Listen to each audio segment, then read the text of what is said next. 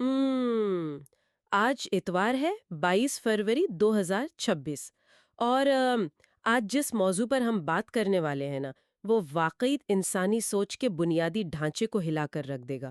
جی بالکل۔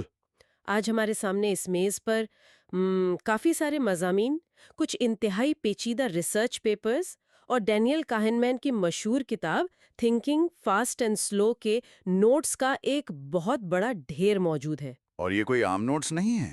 بالکل نہیں ہے۔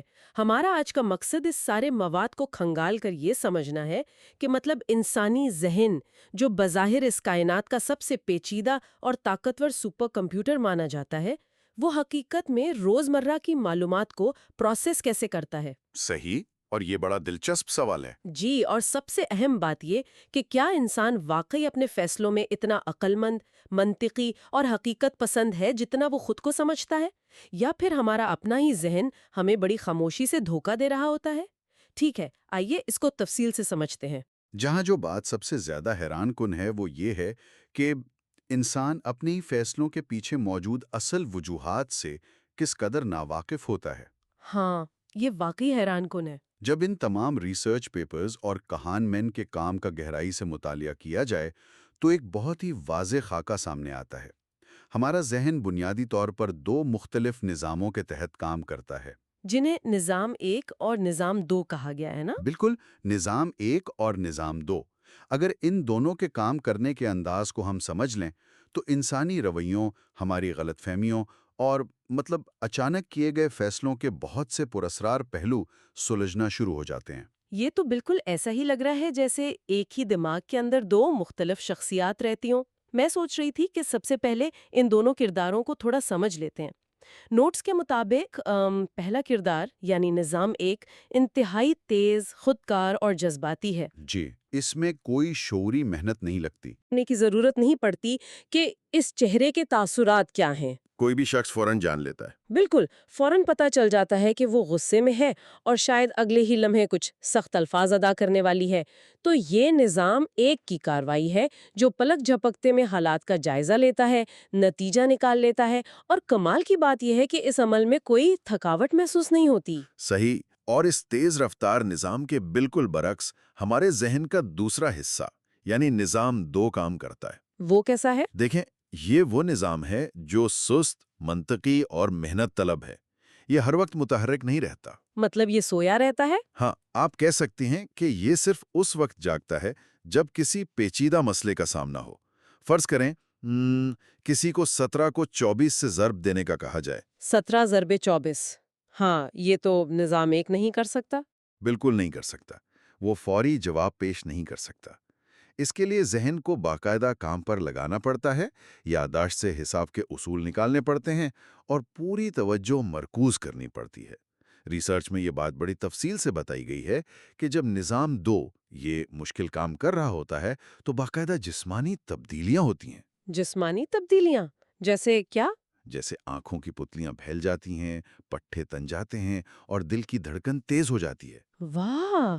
اور جیسے ہی جواب مل جاتا ہے یا انسان ہار مان کر وہ کام چھوڑ دیتا ہے تو پتلیاں فوراً واپس اپنی نارمل حالت میں آ جاتی ہیں۔ یعنی جب ہم کوئی مشکل حساب کر رہے ہوتے ہیں تو ہمارا جسم حقیقت میں ایک مشقت سے گزر رہا ہوتا ہے۔ بالکل ایک جسمانی مشقت۔ تو نظام دو بظاہر بہت طاقتور اور منطقی لگتا ہے، لیکن ان ذرائع کو پڑھ کر ایک بہت بڑی خامی بھی سامنے آئی ہے۔ یہ بے حد سست اور کاہل ہے۔ یہ اپنے حصے کا کام کرنے سے بچنا چاہتا ہے۔ جی، دا لیزی کنٹرولر۔ ہاں، اس بات کو ثابت کرنے کے لیے ماہرین نے وہ ایک بہت ہی مشہور اور دلچسپ پہیلی دی ہے، بیٹ اور بال کا مسئلہ۔ آہا، وہ میری پسندیدہ مثال ہے۔ تو پہیلی کچھ یوں ہے کہ اگر ایک بیٹ اور ایک بال کی کل قیمت $1.10 ہے اور بیٹ کی قیمت بال کی قیمت سے ٹھیک $1 زیادہ ہے تو بال کی قیمت کیا ہوگی؟ یہ ایک ایسا سوال ہے جو بظاہر بہت آسان لگتا ہے نا؟ اور کوئی بھی عام انسان جب اسے پہلی بار سنتا ہے تو فوراً طور پر اس کے ذہن میں جو جواب آتا ہے وہ کیا ہوتا ہے؟ 10 سینٹ۔ بالکل 10 سینٹ۔ لیکن دلچسپ بات یہ ہے کہ یہ جواب سراسر غلط ہے۔ اگر تھوڑا سا رک کر حساب لگایا جائے تو اندازہ ہوتا ہے کہ اگر بال 10 سینٹ کی ہے اور بیٹ اس سے $1 مہنگا ہے تو بیٹ $1.10 کا ہوا۔ صحیح۔ اس طرح تو دونوں کی کل قیمت $1.20 ہو جائے گی، جو کہ سوال کی شرط کے خلاف ہے۔ درست جواب دراصل 5 سینٹ ہے۔ ہاں، اگر بال 5 سینٹ کی ہے تو بیٹ اس سے $1 مہنگا، یعنی $1 5 سینٹ کا ہوگا، اور تب جا کر دونوں مل کر $1.10 بنیں گے۔ ایگزیکٹلی یہ پہلی اس بات کا بہترین ثبوت ہے کہ نظام فوراً ایک پرکشش، آسان لیکن غلط جواب پیش کرتا ہے، اور نظام دو اتنا کاہل ہے کہ وہ چند سیکنڈ لگا کر اس جواب کی جانچ پڑتال کرنا بھی گوارا نہیں کرتا، حالانکہ معمولی سی محنت سے اس غلطی سے بآسانی بچا جا سکتا تھا۔ اور یہ کاہلی میرا مطلب ہے صرف ریاضی کے سوالوں تک تو محدود نہیں ہے۔ ان ریسرچ پیپرز میں ایک اور زبردست مثال ایک خیالی شخص کی دی گئی ہے، اسٹیو کی۔ ہاں، اسٹیو لائبریرین۔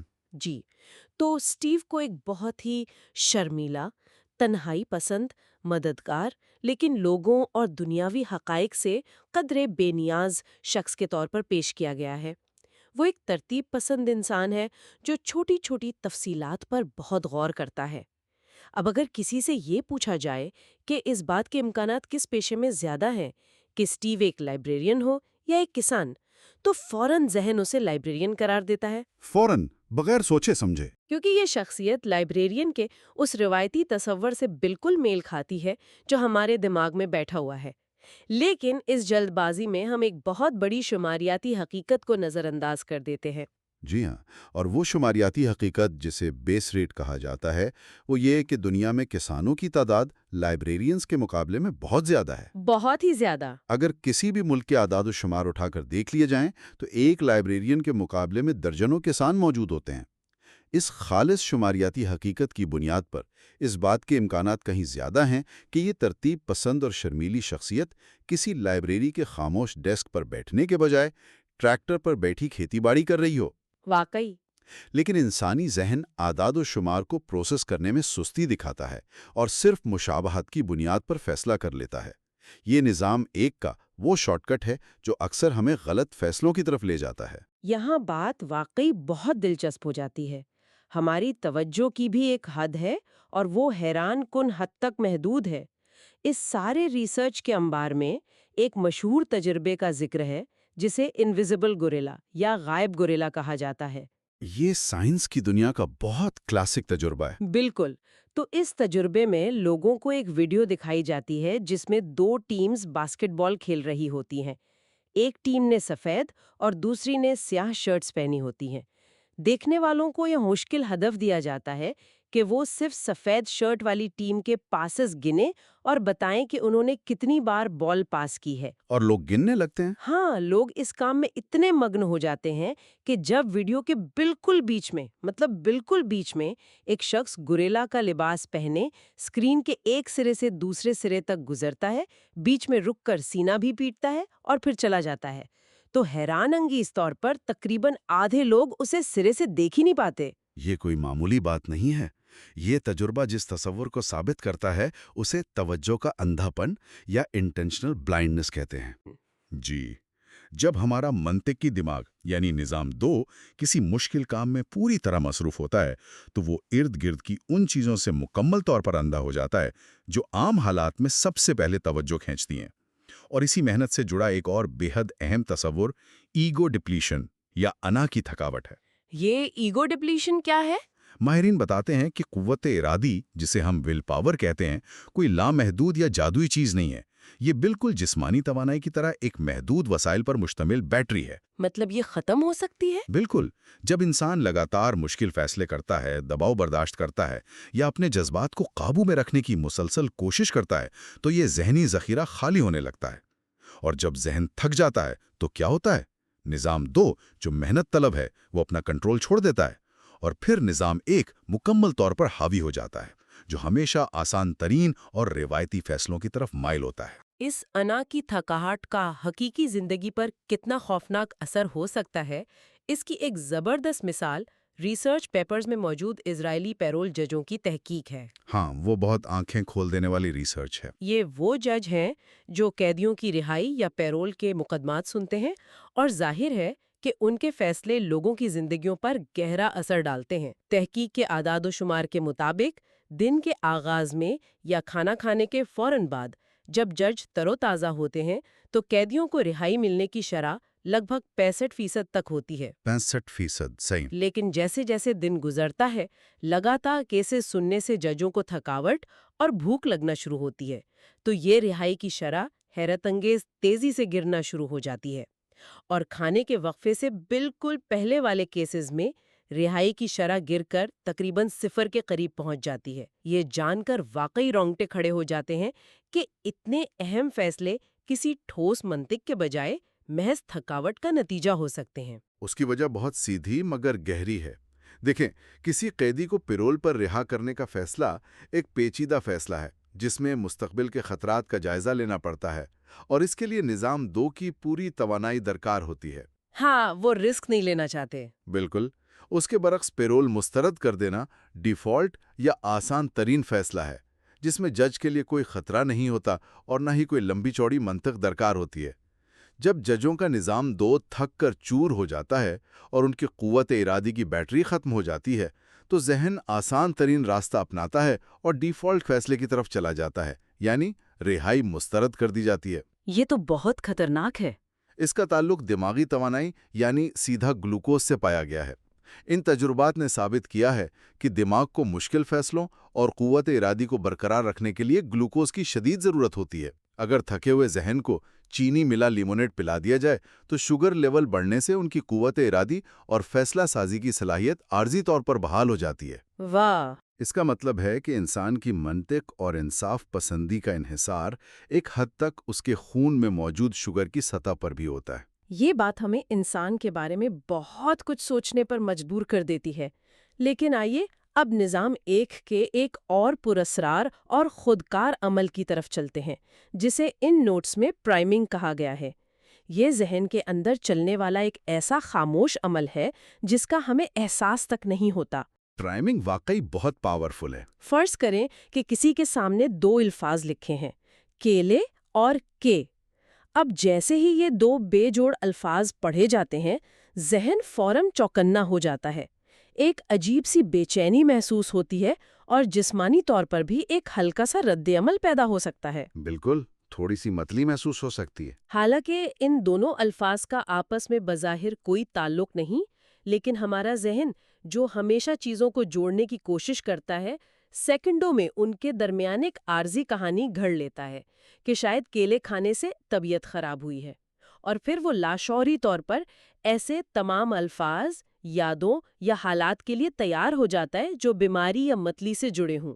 ये सब कुछ इतनी तेजी से होता है कि शऊर को इसका इल्म ही नहीं होता। अगर हम इसे बड़ी तस्वीर से जोड़ें तो प्राइमिंग के असरात सिर्फ ख्यालात या यादों तक महदूद नहीं रहते, बल्कि ये हमारे जिस्मानी रवैयों को भी पूरी तरह बदल सकते हैं। जिस्मानी रवैयों को? जी, इसकी सबसे क्लासिक और हैरानकुन मिसाल रिसर्च की दुनिया में फ्लोरिडा असर के नाम से जानी जाती है।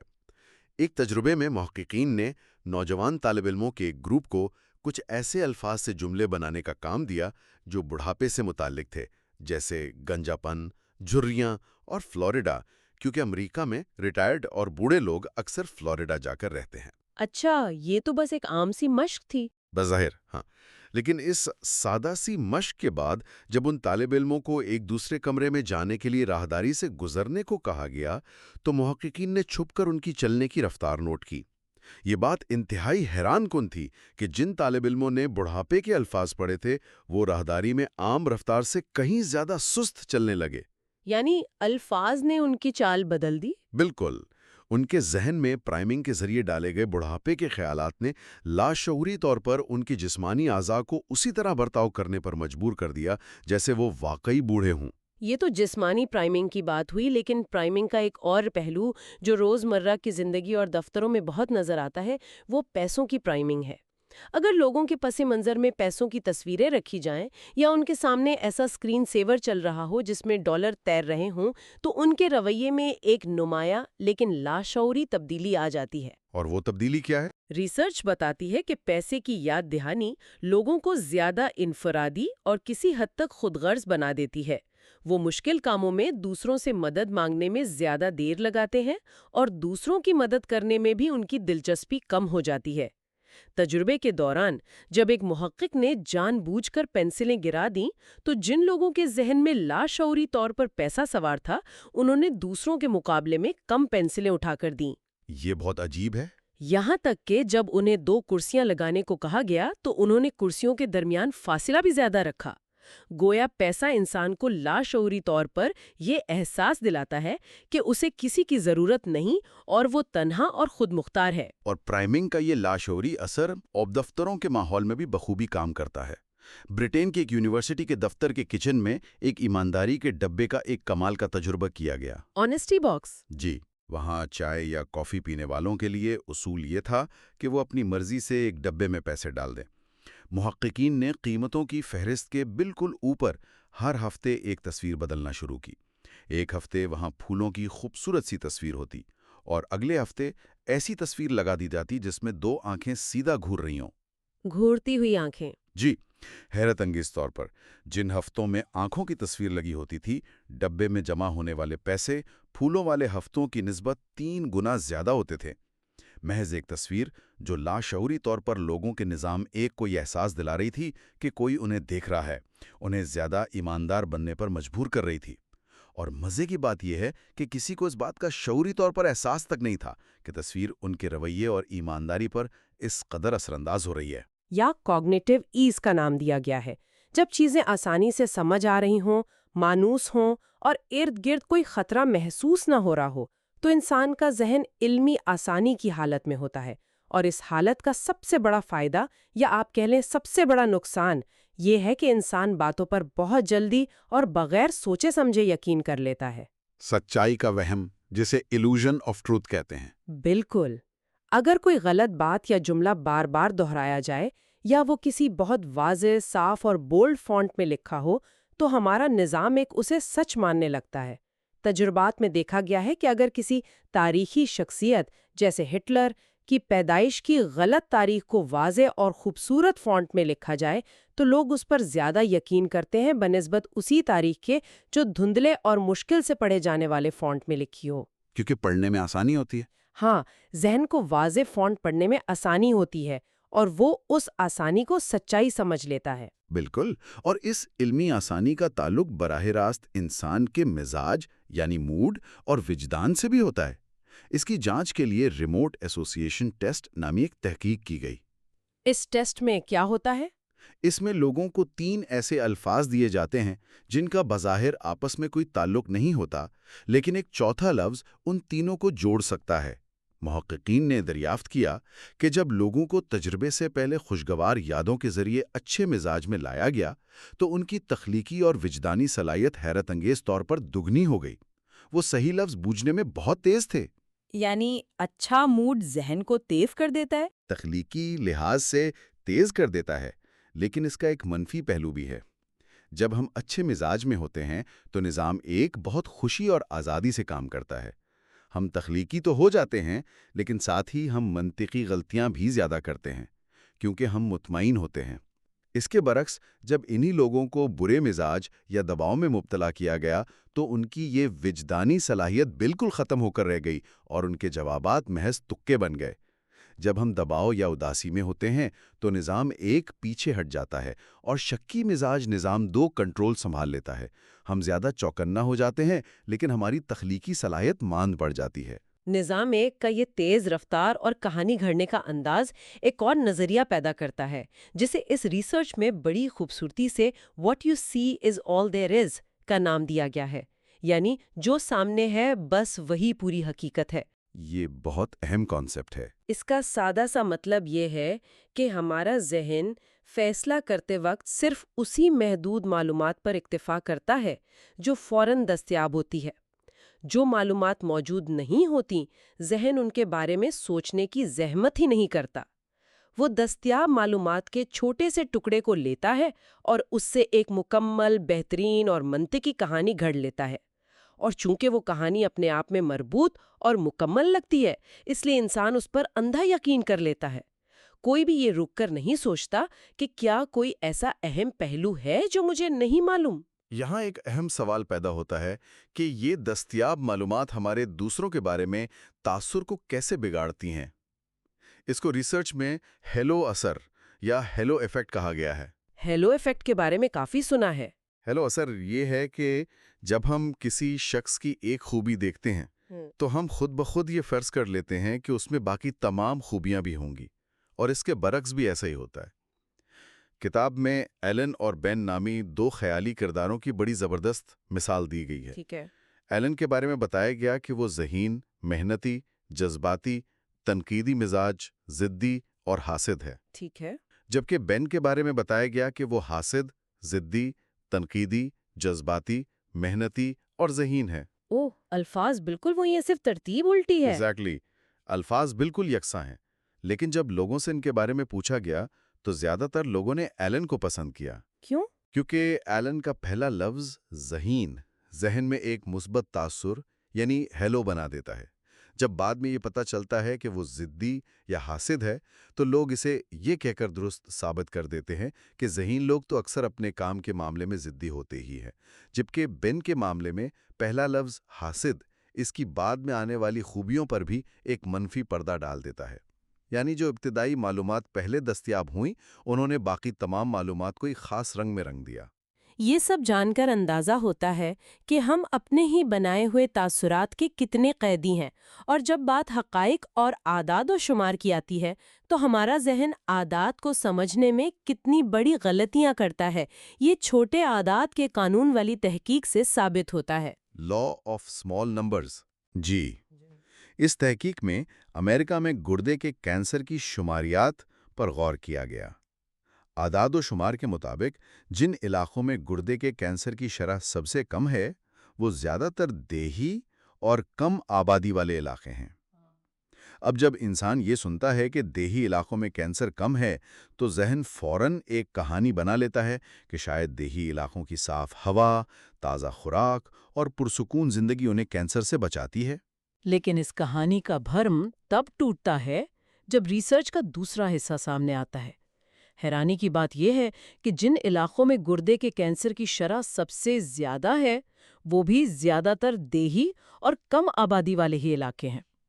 اب دماغ چکرا جاتا ہے اور وہ ایک اور نئی کہانی گھڑ لیتا ہے کہ شاید دیہی علاقوں میں غربت، تمباکو نوشی یا صحت کی سہولیات کا فقدان کینسر کی بڑی وجہ ہے۔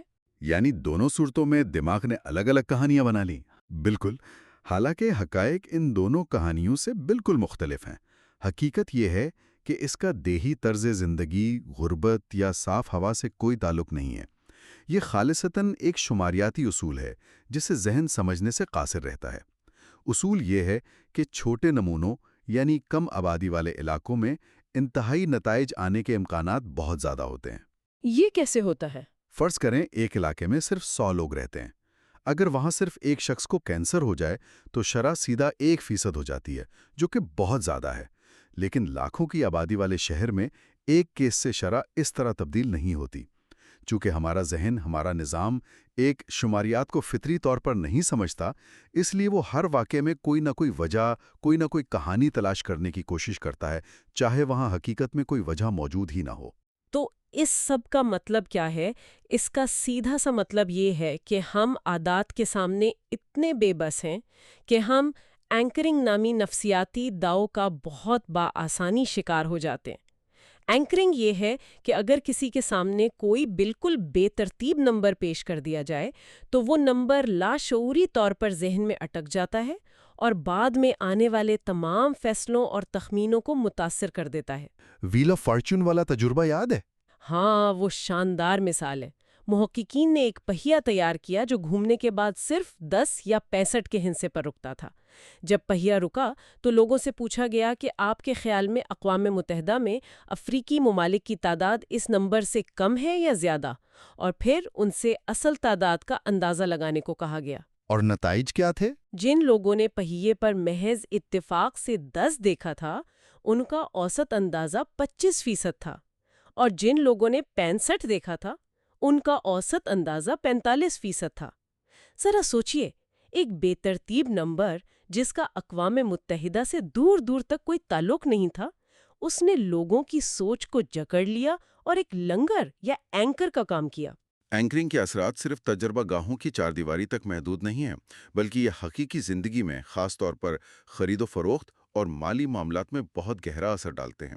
مثال کے طور پر ایک تجربے میں لوگوں سے پوچھا گیا کہ گاندھی جی کی موت کے وقت ان کی عمر کیا تھی، اور سوال پوچھتے وقت جان بوجھ کر یہ شامل کر دیا گیا کہ کیا وہ 144 سال کے تھے۔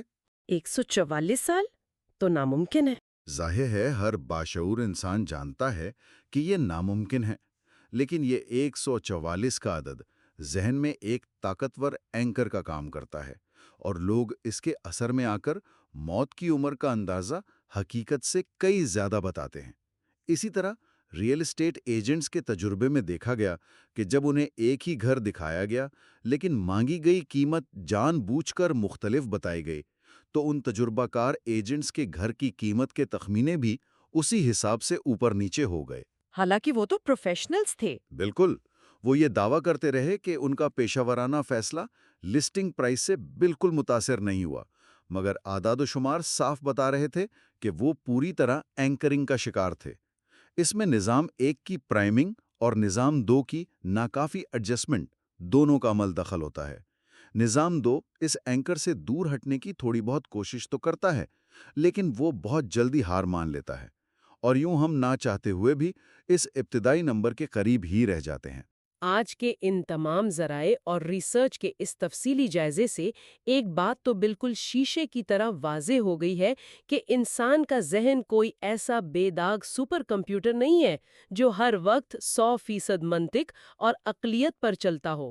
ہم سب اپنے روزمرہ کے چھوٹے بڑے کاموں میں یورسٹکس یعنی ذہنی شارٹ کٹس، لاشعوری پرائمنگ اور جذباتی فیصلوں کے محتاج ہیں۔ جی، ہم سب انسان ہیں۔ ہمارا نظام ایک بہت طاقتور ہے، انتہائی تیز ہے اور اکثر روزمرہ کے کاموں میں درست بھی ہوتا ہے، لیکن یہ تعصبات، منطقی خامیوں اور جلد بازی سے بھرا ہوا ہے۔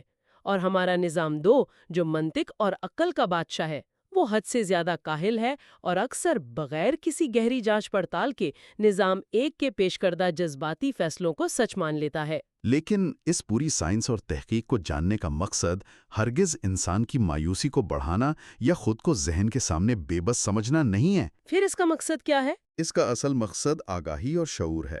جب انسان ان ذہنی خامیوں، ایگو ڈپلیشن، اینکرنگ اور ہیلو اثر جیسی باریکیوں کو پہچان لیتا ہے تو وہ شعوری طور پر اپنی غلطیوں کو کم کر سکتا ہے، خاص طور پر جب زندگی کا کوئی بہت اہم اور بڑا فیصلہ درپیش ہو۔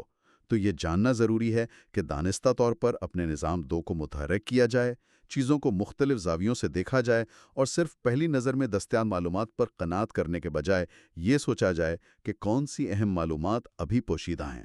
بالکل، آگاہی ہی سب سے بڑا ہتھیار ہے، اور آج کے اس گہرے تجزیے کے بعد سوچنے والوں کے لیے ایک لمحے کے لیے اس پہلو پر غور کرنا بنتا ہے۔ اگر روزمرہ کے عام فیصلے چھپے ہوئے پرائمنگ اثرات، کسی بے ترتیب نمبر کے اینکرز اور تھکے ہوئے نظام دو کے اتنے محتاج ہیں، تو زندگی کے وہ بڑے فیصلے جیسے کس پیشے کا انتخاب کرنا ہے، کون سا گھر خریدنا ہے یا کس سے شادی کرنی ہے، ان میں سے کتنے واقعی شعوری اور سوچے سمجھے فیصلے تھے؟ یہ ایک بہت گہرا سوال ہے۔ اور ان میں سے کتنے محض اس وقت کے ایک اچھے موڈ، ارد گرد کے سازگار ماحول اور دماغ کو محسوس ہونے والی علمی آسانی کا نتیجہ تھے؟ اگلی بار جب زندگی کا کوئی بھی بڑا فیصلہ کرنے کا وقت آئے تو ذہن سے یہ سوال ضرور پوچھیے گا کہ کیا واقعی نظام دو پوری ایمانداری سے اپنا کام کر رہا ہے، یا نظام ایک بس ایک خوبصورت اور آسان سی کہانی سنا کر دھوکہ دے رہا ہے؟